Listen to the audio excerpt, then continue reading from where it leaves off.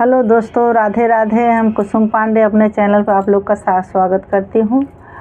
बहुत दर्द भरा बेटी शादी की विवाह लेके आए हूँ। आप लोग को कैसा लगे, अच्छा लगे कमेंट में लिखना और हमें वैसा बहुत सारा आशीर्वाद देना, प्यार दुलार देना।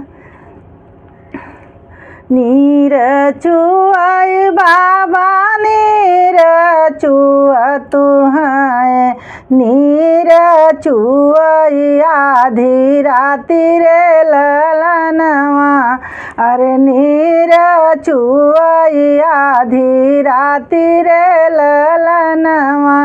ऐसे बपैया भलनी दिया लग तुहाए, जेही घरे कन्या कुंवारी रे ललन वायर। जेही घरे कन्या कुंवारी रे ललन, ऐसे बपैया भलनी दिया लग तुहाए, जेही घरे कन्या कुंवारी रे ललन। कुइया का पानिया सुखाई गए बेटी, अरे पुरानी गई कुम्ही लाई रे ललनवा।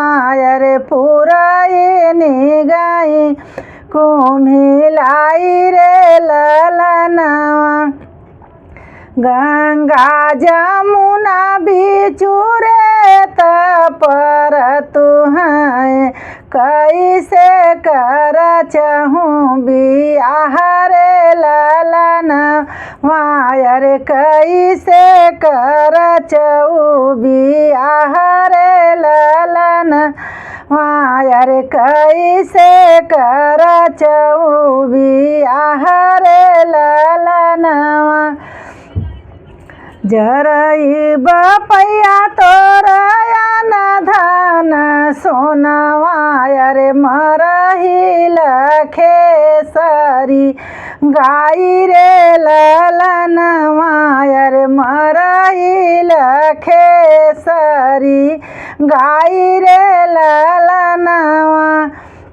जरही मरही बपैया तोरा राजा दुलेरुआ।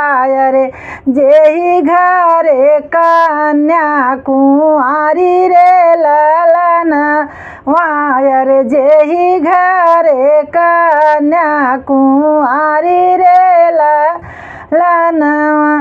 कुइया का पानिया भभकी गए बेटी, अरे पुरानी हालरी दे रे ललनवा। अरे पुरानी हालरी दे रे ललनवा। गंगा जमुना बिचु नैया चल तुहाए, अब बेटी रचबई बियाह रे ललनवा। अरे अब बेटी करब तोर बियाह रे ललनवा। बढ़ई बपैया तोहरा न धन सोनवा। अरे जियही लखेसरी गाई रे ललनवा। बढ़ई बपैया तोहरा राजा दुलेरुआ। अरे जेही घरे होई बियाह रे ललनवा। अरे जेही घरे होई बियाह रे ललनवा। हाँ दोस्तों, कैसा लगा ये गाना? बिटिया का बियाह है, बहुत पुराना गीत है। खूब ध्यान से सुनना, फुल वॉच करके पूरा वीडियो देखना, तभी तो आनंद आएगा।